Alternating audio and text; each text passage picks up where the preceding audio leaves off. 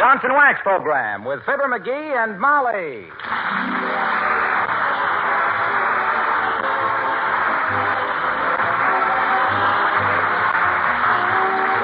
The makers of Johnson Wax products for home and industry present Fibber, Mcgee, and Molly, written by Don Quinn and Phil Leslie, with music by the King's Men and Billy Mills Orchestra.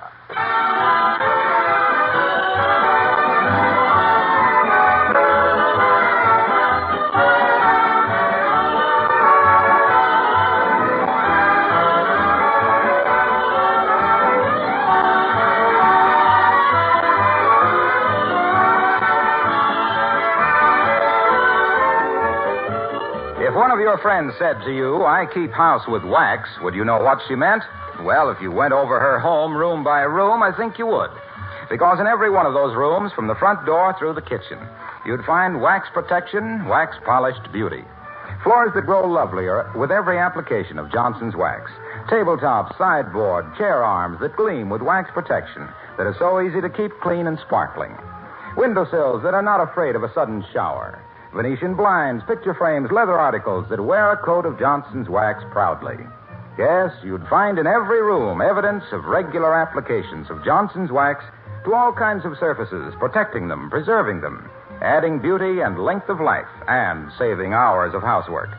That's what we mean by protective housekeeping with Johnson's Wax. And believe me, it pays big dividends.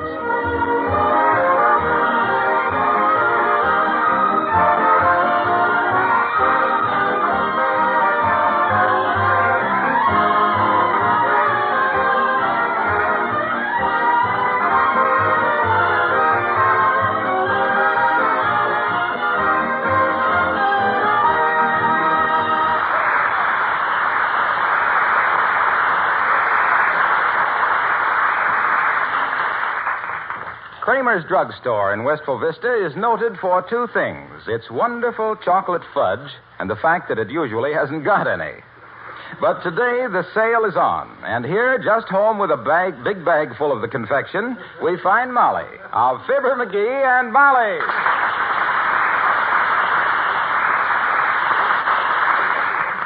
McGee, you know what I got at Kramer's Drugstore? Don't tell me you bought some of that quick-drying fountain pen ink at Kramer's. That stuff is terrible. Why is it? I had some of that on my last trip to Peoria. You did, huh? You know how you always shake your pen at a hotel wall to see if the ink is flowing right? Yes. Well, that stuff dries before it hits the wall. Rattles against the wallpaper like you were throwing buckshot. Well, that's too bad. But that isn't what I started to tell you. Kramer's were having a special That sale. outfit's always having a special sale. They think a 1-cent sale means giving you 4 pennies for a nickel. Yeah, but this was a... Kramer's idea of a bargain is giving you 2 of something you don't want with something you gotta have for half again what you'd have to pay if you went someplace you'd rather go to if it wasn't raining. Now, look, dearie, will you stop interrupting me a minute? Huh? Telling you something is like trying to lie on your back and play badminton with hailstones. I'm sorry, Molly. I didn't mean to interrupt. Go ahead and talk. Thank you. I was just going to say that I bought... I hate it. It's the guy that won't let the other guy talk. I know that. That's why I was... A form of egotism, that's what it is. Thinks what he has to say is so much more important than what the other guy is saying. He just can't keep his big fat mouth shut. Exactly. Now then, when I was down at Kramer's Drugstore... For goodness sakes, McGee, will you please let me talk? Why, that wasn't me, Mommy. That was the doorbell. What? Oh, pardon me. Come in. Mrs. McGee? Yes? I'm your new neighbor next door. If we should go away for a few days, would you take care of our boxer? Oh, you betcha, sis. I'm very fond of dogs. Oh, this isn't a dog. Huh? It's our cousin, Punchy McClatchy. Thank you very much. My goodness, did you ever hear of Punchy McClatchy, McGee? Sure. 6 feet of fighting scar tissue who couldn't batter his way out of a hairnet. Known in prize fight circles as the Waltz King. Gone into more dives than an MP in Paris. And made a will leaving his jaw to the Libby Owens Glass Company.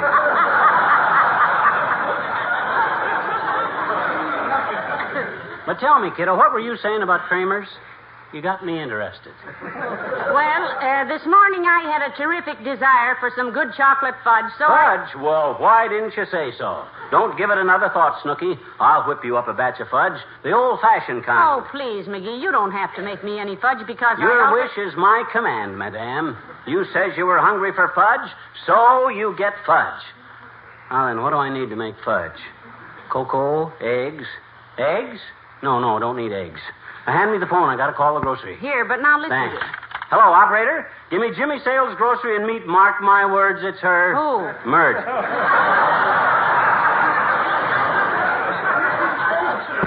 How's every little thing, Mert? Yes. What say, Mert? Your married sister. In an interesting condition, eh? Ah, isn't that nice? No. She was studying ballet and got her foot caught behind her neck.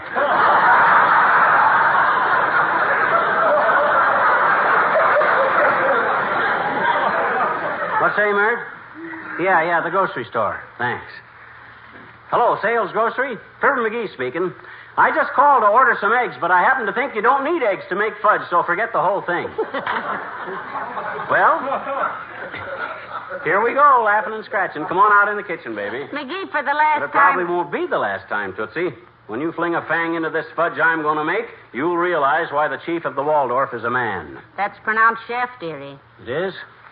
Well, when I was in the Army, I cooked a mess of baked beans for the commander-in-chief. That's chief. I cooked a mess of beans for the commander-in-chief that were so wonderful, he wanted to know the name of the chief that cooked them. Chef. The chef that cooked them. So I tells the commander-in-chief, I said... Chief. Where's the saucepans? Here we are.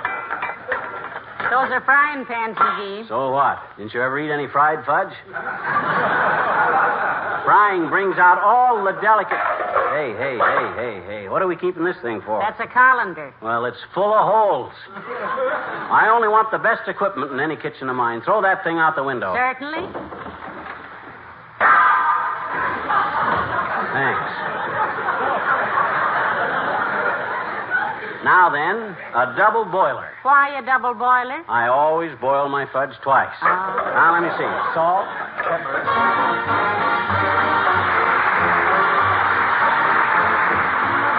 Billy Mills of the orchestra, and it's got to be this or that.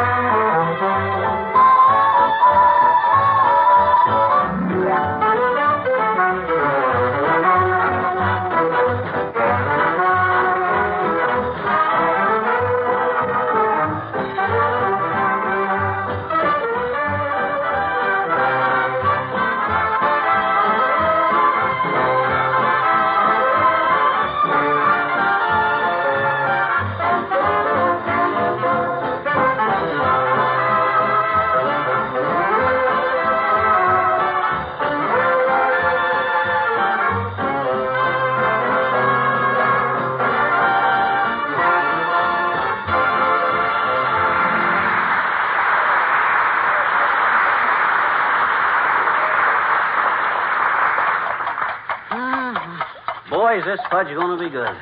Look at that rich brown color. Yep. Like the back of an old boxing glove. Boy, get a load of that smooth, creamy consistency. This stuff is going to turn out to be pure velvet. Yes, one bite and you have a long nap. If it turns out as good as I expect, I might put it on the market. Fibber's Fine Fudge. Oh, my. I can just see the billboards. Feeling foul, folks? Why fret, fume, or fuss? Feed your face with a fistful of Fibber's Fine Fudge. If feeling low with work and drudgery, drop in on Fibber's fancy fudgery. That's great, Molly, great.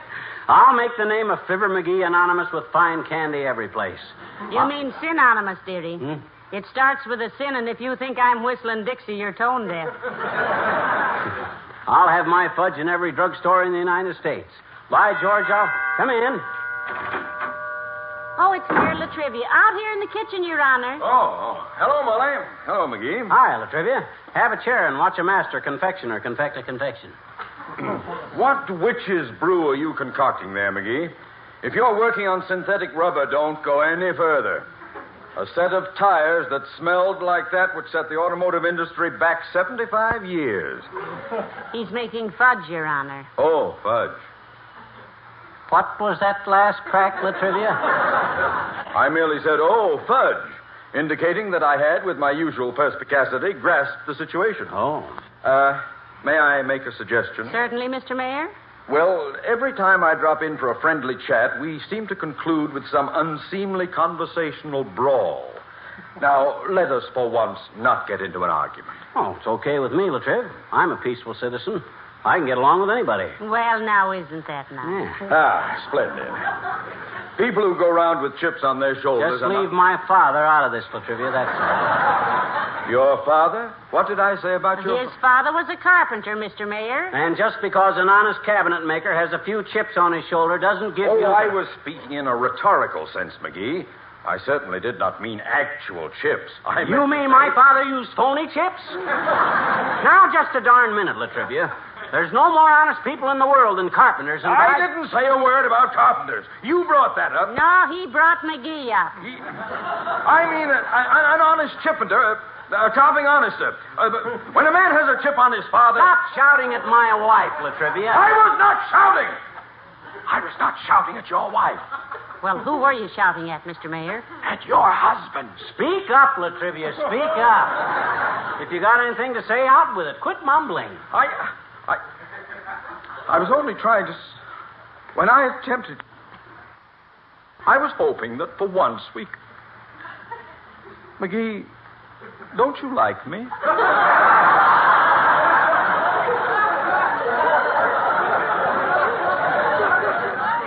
Why, of course he likes you, Mr. Mayor. You're a fine chap, Latrivia. Inclined to fly off the handle now and then, like a cheap hatchet. But a fine chap for all of that. Thank you. Then, before I leave, may I tell you something I've never said to anyone else? Why, of course, Your Honor. What is it, old man? Simply this, McGee. You have dripped that horrible mess of fudge all over the front of your shirt and pants. And on you, it looks good.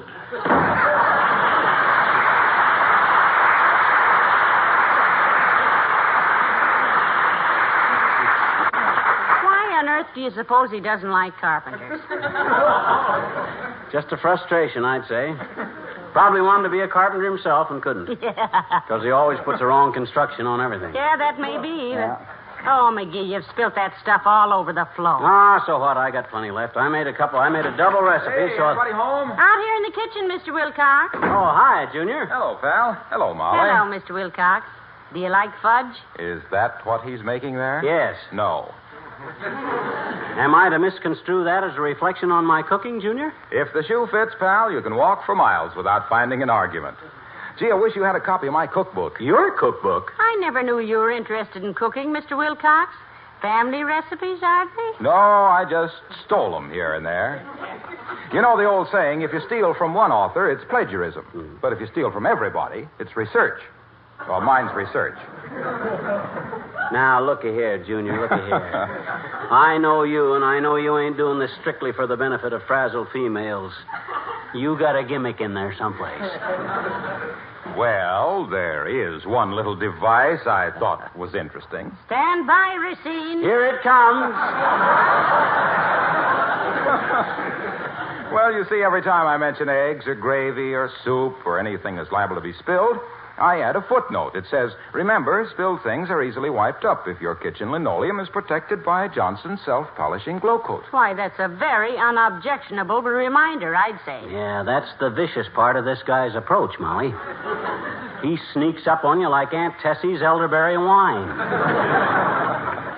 And in the chapter on preparations, of course, I tell how to keep the kitchen always ready for use, how to pour out Little Johnson's glow coat, spread it around, and let it dry with no rubbing or buffing necessary, and how it beautifies the linoleum and makes it last 6 to 10 times longer.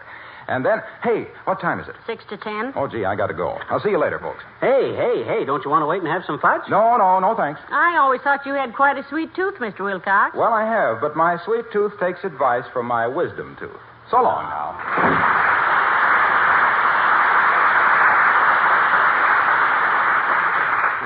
Imagine Mr. Wilcox an author. Pata. All it takes to be an author these days is an idle summer and a publisher with too big an income tax. Well, passing up that fertile subject for the time being, dearie. Move aside while I wipe up that spilt fudge. Okay, I got to beat this panful a little more anyway.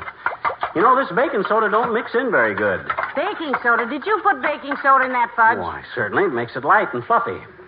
It's the vinegar that gives it that sharp, tangy smell. Vinegar? Oh, now, McGee, after all, you don't put everything into making fudge. I didn't put everything into it. Look at all the stuff on the shelf there I didn't use. Celery salt, onion flakes, horseradish. Hey, horseradish with a dash of horseradish. No. Don't stir it so hard, dear. You keep spilling it. Okay. I'll beat it out on the back porch and whip it. I'll be back in a minute.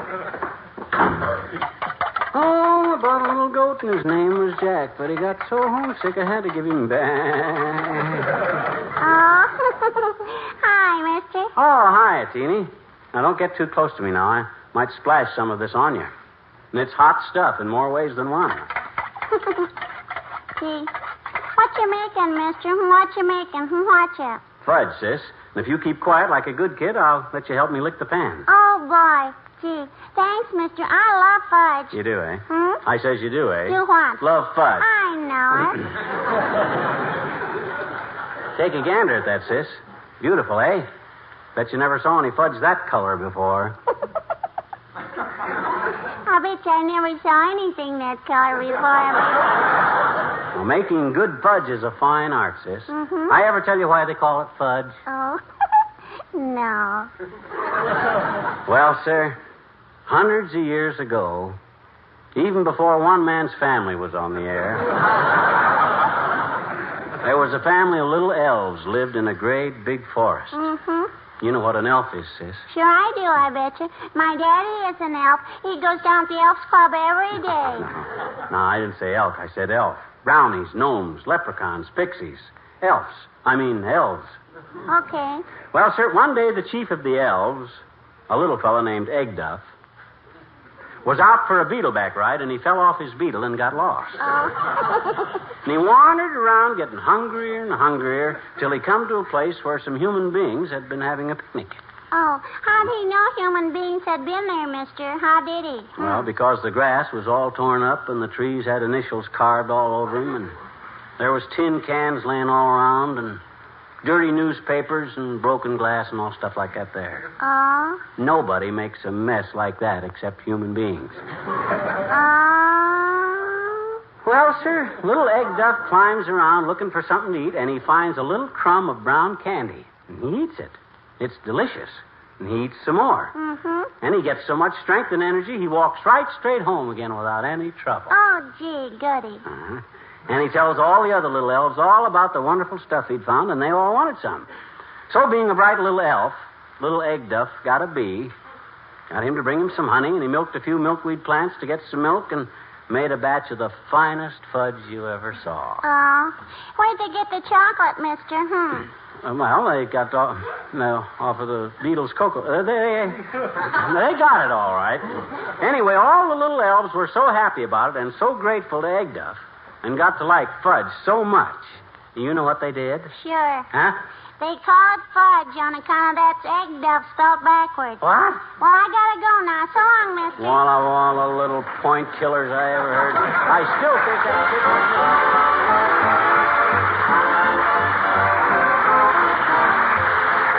King's Men singing Tampico.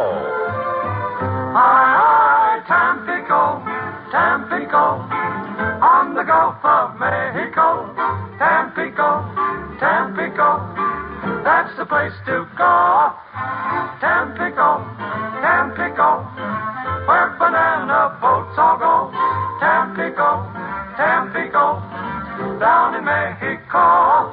The senoritas, they wave when you arrive at the docks. The native costumes they wear are slacks and bobby socks. Hi, Tampico, Tampico, where the balmy breezes blow.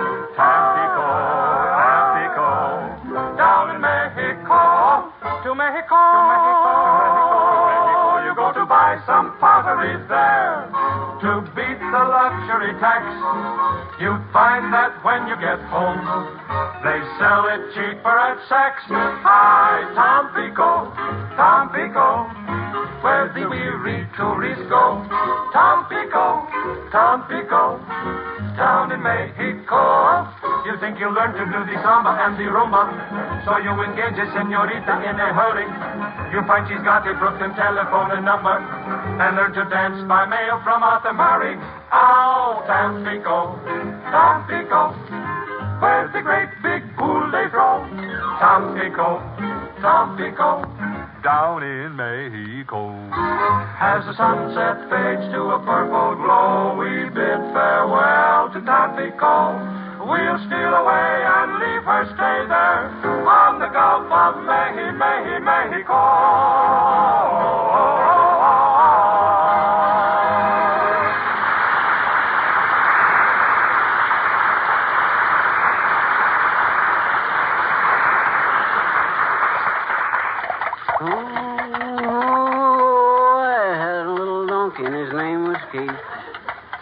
Snuggle up to people, then kick them in the teeth. Heavenly days, McGee. Haven't you finished making that fudge yet? Oh, not quite. I had to boil it over again. Why? I couldn't taste the mint sauce. Mint sauce. McGee, this is going to be the most horrible... Now. Take it easy, Mommy. Take it easy. Hand me the vanilla, will you, please? Certainly, sir. Here you are. Thank you.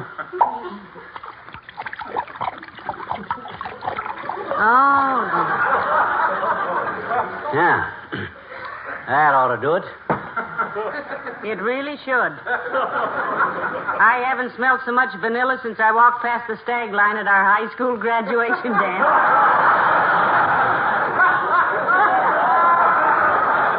McGee, for goodness sakes, you get... Come in. Who is it? Dr. Gamble, Molly. Where are you? Oh, we're out in the kitchen, Doc. Come on out. Well, this is a happy little domestic scene. You look cute in that apron, McGee. The only difference between you and Ann Sheridan is that you look like Bull Montana. He's making a batch of fudge, Doctor. Oh? Geez, smells swell. Let me stir it a while, McGee. Okay, kid, come on. You stir 5 minutes, and I'll stir 5 minutes. Oh, for goodness.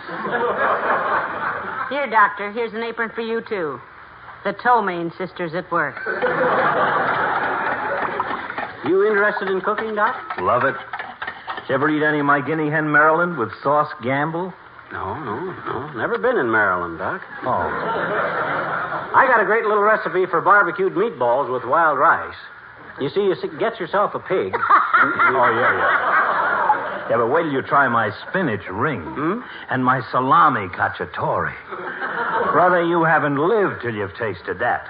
Now, look, first you take some dry sherry. Oh, no. I never use dry sherry, Doc. No? Always wet sherry. The dry sherry... Now, look, boys, am I in the way here? I can just as well go out on the porch and smoke a cigar. No. Stick around, Molly. We'll just... Say, isn't this fudge about done, McGee? Look, it's getting hard. Well, drop a drop of it into this glass of cold water, Doc. If it forms a little bead, it's ready to cool. Okay. Very interesting. Sank like a mother's heart at Willie's first haircut. It's done, Doc. It's done. Here, I'll put it out in this pan. Boy, that really looks marvelous, McGee. That's the only green and purple fudge I ever saw. Much obliged for helping me, Doc. You can have the first taste of it when it gets cool. Oh, no. It's your recipe. You're entitled to the first bite. Oh, no. You're the guest. You first. Oh, well, let's compromise. We'll let Molly have the first taste. No, you don't. No. Why, Molly, I made this just for you. Gee whiz, after all the trouble I went to because you were hungry for some good homemade fudge, my gosh. All right. Now get out of my kitchen, both of you. I'll let you know when it's cool. I've got to clean up in here. I haven't seen so many dirty pans since the Elks put on their last minstrel show. Well, okay, Molly. Say, come on, McGee. I want to tell you about my venison fricassee. Yeah, and I want to give you my recipe for pineapple upside-down muffins, Doc. Oh, yeah. First, you take a pineapple, then you turn it upside down. Ah, dear. There goes a good kid. 2 good kids, in fact. Too good to be on the receiving end of what I have in mind when I look around this wreck of a kitchen. But now to dump out this murder mixture. And put the fudge I bought at Kramer's on a plate. There we are. And 3 lives saved. All right, boys, the fudge is cool. Come and get it. Come on. Ah, the patter of little feet.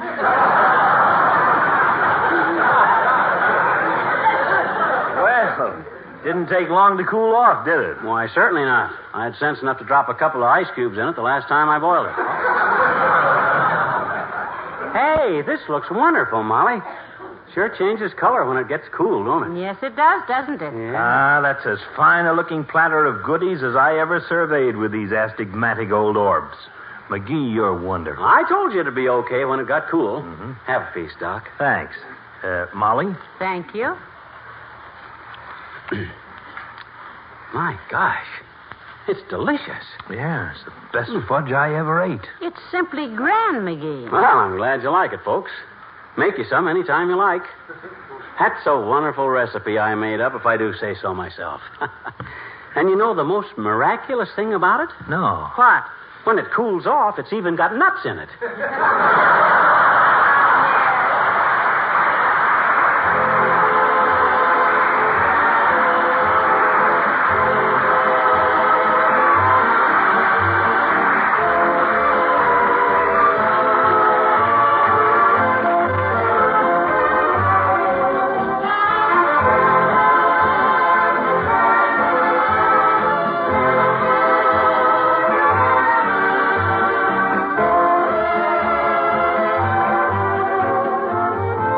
If you like your linoleum floors to have a bright gloss, one that's easy to maintain, you'll want to protect them with Johnson's self-polishing Glow Coat.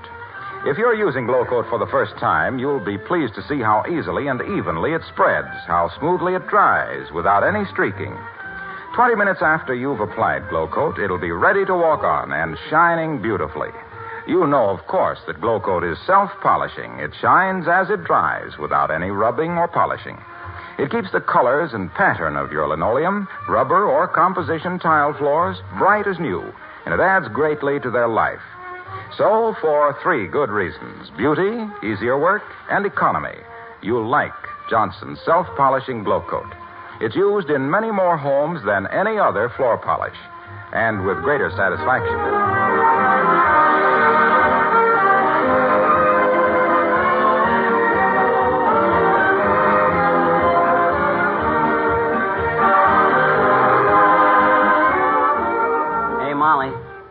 Is that fudge all gone? Well, I'm just finishing the last piece, dearie. Okay. By the way, you started to tell me about something you got at Kramer's drugstore. What was that? Well, now let me think. I had it on the tip of my tongue just a minute ago. Never mind. Good night. Good night, all.